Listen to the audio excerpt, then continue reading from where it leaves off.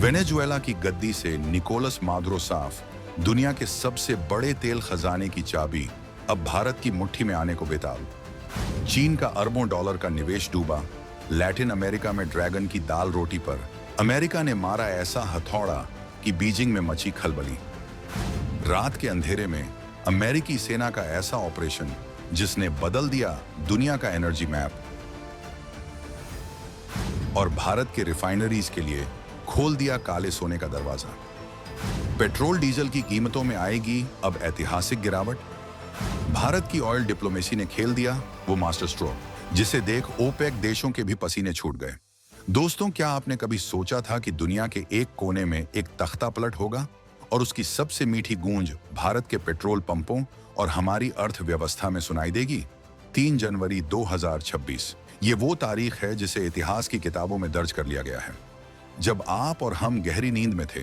7 समंदर पार एक ऐसा ऑपरेशन अंजाम दिया जा रहा था जिसने रातों रात दुनिया की सुपर पावर्स के पैरों तले से जमीन खिसका दी। ये खबर सिर्फ एक राष्ट्रपति की गिरफ्तारी की नहीं है, बल्कि ये कहानी है उस काले खजाने की जिस पर अब तक चीन और रूस कुंडली मारकर बैठे थे।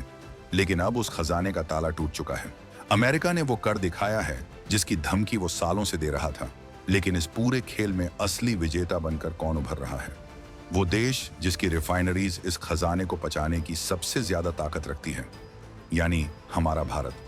सोचिए, अगर दुनिया का सबसे बड़ा तेल भंडार बाजार में आ जाए और उस पर पहला हक उन दोस्तों का हो जो चीन के दुश्मन हैं, तो क्या होगा?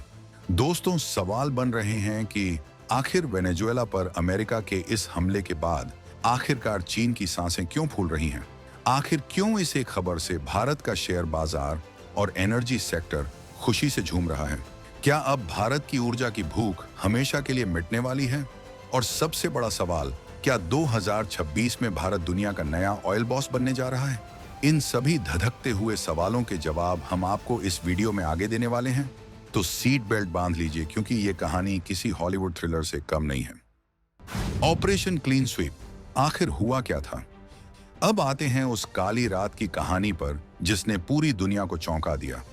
बात वेनेजुएला की है, वो देश जो कुदरत का लाडला है, जिसके पास सऊदी अरब से भी ज्यादा तेल का भंडार है, लेकिन जिसकी जनता एक एक दाने को मोहताज थी। खबरों के मुताबिक अमेरिकी सेना और खुफिया एजेंसियों ने एक ऐसा सटीक और गुप्त मिशन चलाया कि निकोलस मादुरो को संभलने का मौका तक नहीं मिला। इसे आप 21वीं सदी का सबसे बड़ा सर्जिकल स्ट्राइक कह सकते हैं। लेकिन ये किसी आतंकी कैंप पर नहीं, बल्कि एक पूरे देश की सत्ता को उखाड़ फेंकने के लिए था। मादुरो, जो सालों से अमेरिका को आंखें दिखा रहे थे और चीन रूस की गोद में बैठकर अपनी सत्ता चला रहे थे, अब अमेरिकी कस्टडी में हैं। और जानते हैं इस ऑपरेशन के पीछे की असली वजह क्या थी? सिर्फ लोकतंत्र? जी नहीं, असली वजह थी वो तेल का समंदर जो वेनेजुएला की जमीन के नीचे हिलोरे मार रहा है। डोनाल्ड ट्रंप की वापसी के बाद से ही ये तय माना जा रहा था कि वो अपने बैकयार्ड यानी लैटिन अमेरिका में चीन और रूस की दखलंदाजी बर्दाश्त नहीं करेंगे। 2025 के अंत तक आते आते वेनेजुएला में हालात इतने बिगड़ चुके थे कि अमेरिका ने इसे अपनी राष्ट्रीय सुरक्षा का मुद्दा बना लिया। 15,000 से ज्यादा अमेरिकी सैनिकों की तैनाती और जंगी जहाजों का जमावड़ा ये साफ इशारा कर रहा था कि कुछ बड़ा होने वाला है। और वही हुआ। मादुरो की गिरफ्तारी के साथ ही वेनेजुएला पर लगा वो लोहे का पर्दा अब गिर चुका है। लेकिन यहाँ ट्विस्ट ये है कि अमेरिका ने तेल के कुओं पर कब्जा तो कर लिया, लेकिन उस तेल को इस्तेमाल लायक बनाने के लिए उसे एक भरोसेमंद साथी की जरूरत है। और पूरी दुनिया में भारत से बेहतर और काबिल साथी इस वक्त अमेरिका के लिए कोई और नहीं हो सकता। ये वो मौका है जिसका इंतजार नई दिल्ली सालों से कर रही थी। भारत का मास्टर स्ट्रोक और वेनेजुएला का गाढ़ा तेल। अब आप सोच रहे होंगे कि भाई, वेनेजुएला में अमेरिका आया है तो इसमें भारत का क्या फायदा?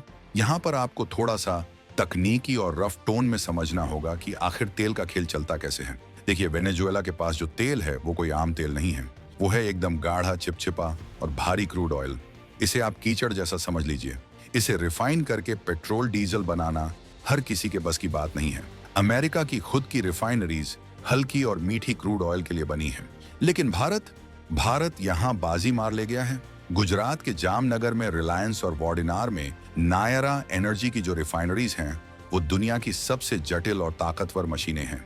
ये रिफाइनरीज इस गाढ़े कीचड़ को भी सोने में बदलने का दम रखती है। जब तक मादुरो सत्ता में थे, और अमेरिका ने उन पर प्रतिबंध लगा रखे थे, भारत को मजबूरी में अपना तेल आयात रोकना पड़ा था। हमारे रिफाइनर्स तरस रहे थे उस सस्ते वेनेजुएला के तेल के लिए, क्योंकि वो सस्ता भी था और हमारी मशीनों के लिए एकदम परफेक्ट भी।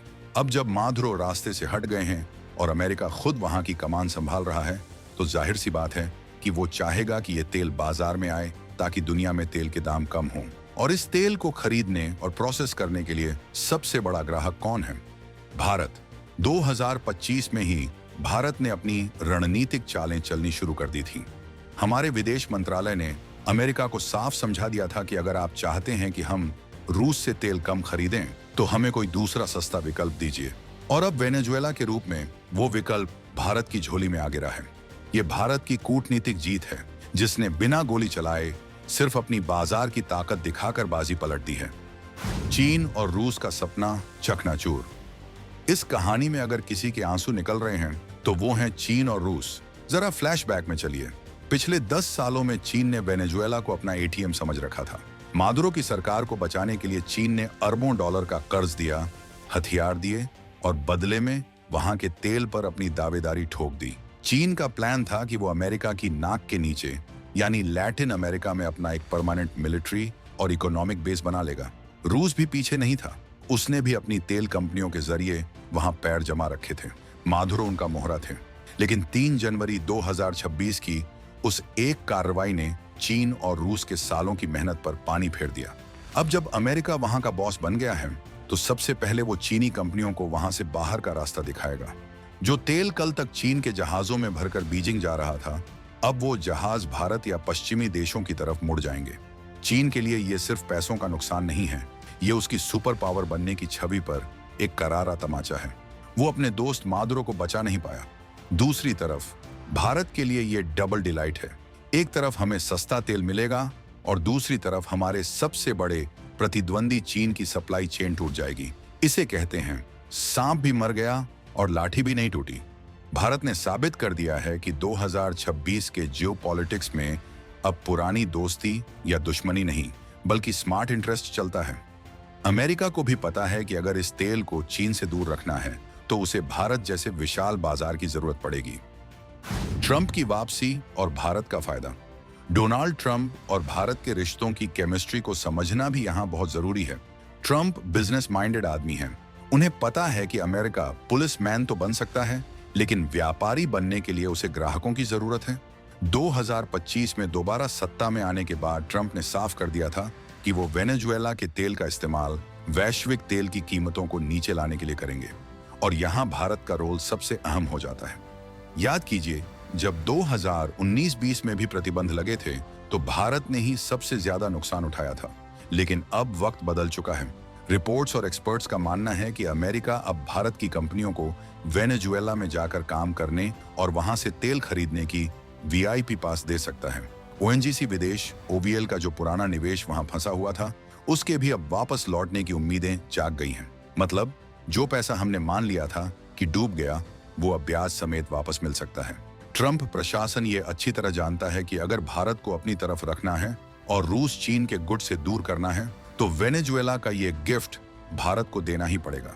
ये भारत की बढ़ती हुई ग्लोबल हैसियत का ही नतीजा है कि आज वॉशिंगटन में कोई भी फैसला लेते वक्त नई दिल्ली के फायदे नुकसान का हिसाब पहले लगाया जाता है। आम भारतीय की जेब पर क्या असर होगा? अब आते हैं उस मुद्दे पर जिसका सीधा सरोकार आपकी और हमारी जेब से है। आप पूछेंगे, वहां सरकार गिरे या बने, मेरा पेट्रोल सस्ता होगा कि नहीं? तो जवाब है हाँ, पूरी संभावना है। देखिए, भारत अपनी जरूरत का 85% तेल बाहर से खरीदता है। जब भी दुनिया में सप्लाई बढ़ती है, दाम गिरते हैं। वेनेजुएला के पास इतना तेल है कि अगर वो पूरी क्षमता से बाजार में आ जाए, तो कच्चे तेल के दाम धड़ाम से नीचे गिर सकते हैं। पिछले कुछ सालों से हम रूस से सस्ता तेल ले रहे थे, लेकिन अब उसमें भी कई दिक्कतें आ रही हैं। ऐसे में वेनेजुएला का तेल भारत के लिए एक जैकपॉट साबित होगा। हमारे रिफाइनर्स को जब सस्ता हेवी क्रूड मिलेगा, तो उनकी लागत कम होगी, और अगर सरकार ने चाहा तो इसका सीधा फायदा पेट्रोल पंप पर आपको मिल सकता है। महंगाई जो हर सरकार के लिए सिरदर्द होती है, उसे कंट्रोल करने में ये घटनाक्रम एक रामबाण इलाज साबित हो सकता है। इसके अलावा भारत की एनर्जी सिक्योरिटी भी मजबूत होगी। हम अब किसी एक देश जैसे इराक, सऊदी या रूस पर निर्भर नहीं रहेंगे। हमारे पास विकल्पों की एक पूरी थाली होगी और जब ग्राहक के पास विकल्प होते हैं तो दुकानदार यानी तेल बेचने वाले देश अपने आप दाम कम करने पर मजबूर हो जाते हैं। ये भारत की अर्थव्यवस्था के लिए एक बूस्टर डोज की तरह काम करेगा। 2026 में भारत की जीडीपी ग्रोथ को जो रफ्तार चाहिए, उसके लिए सस्ती एनर्जी ही वो ईंधन है और वो ईंधन अब वेनेजुएला से आने को तैयार है। तो दोस्तों, ये थी वेनेजुएला संकट और भारत के महाफायदे की पूरी इनसाइड स्टोरी। क्या आपको लगता है कि अमेरिका का यह कदम सही था? और क्या भारत को खुलकर अमेरिका का साथ देना चाहिए या सिर्फ अपने तेल के फायदे से मतलब रखना चाहिए? अपने जवाब कमेंट बॉक्स में लिखकर जरूर बताएं, क्योंकि आपकी राय हमारे लिए बहुत मायने रखती है।